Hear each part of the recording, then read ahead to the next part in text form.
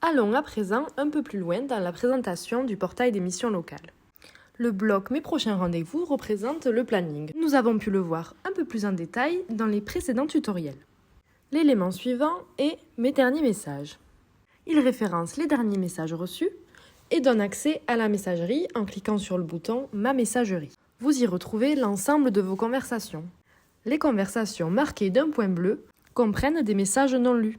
Vous pouvez rechercher des conversations dans la barre de recherche. Il vous suffira de sélectionner le nom du conseiller souhaité ou bien de le taper directement.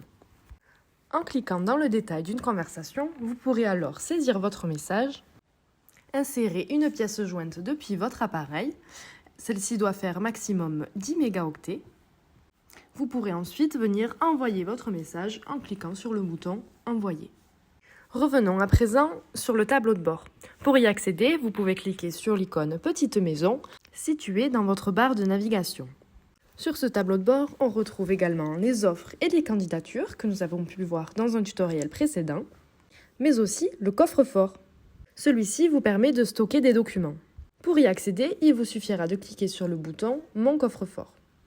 La page du coffre-fort se présente comme ceci. Elle vous permettra de stocker 50 mégaoctets de fichiers.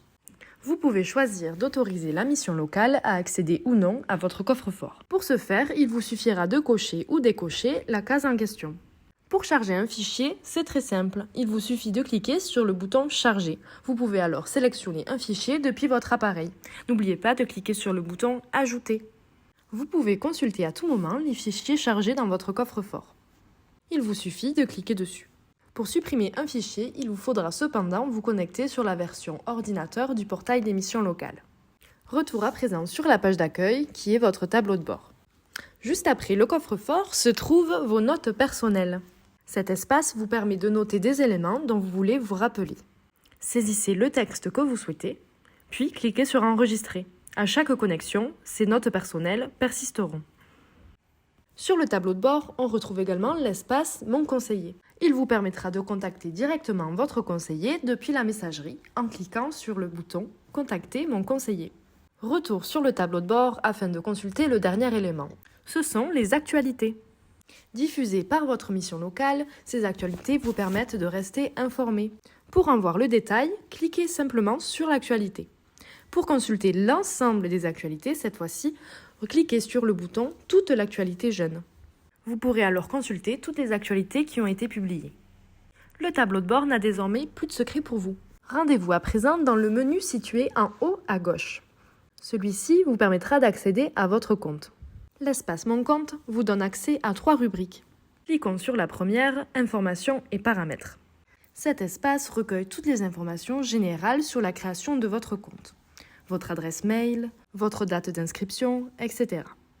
Vous pouvez venir également y personnaliser votre photo, changer votre mot de passe ou encore personnaliser votre interface, la couleur, le fond, etc. Une fois ces éléments personnalisés, cliquez sur Enregistrer. De retour sur l'espace Mon compte, vous y retrouverez à nouveau votre coffre-fort, mais aussi votre parcours à la mission locale. Si l'on clique, vous trouverez toutes sortes de statistiques sur vos présences, vos absences ou encore vos actions sur le portail. Balayons à présent rapidement la barre de navigation située en bas. L'accueil, c'est la petite maison qui mène au tableau de bord.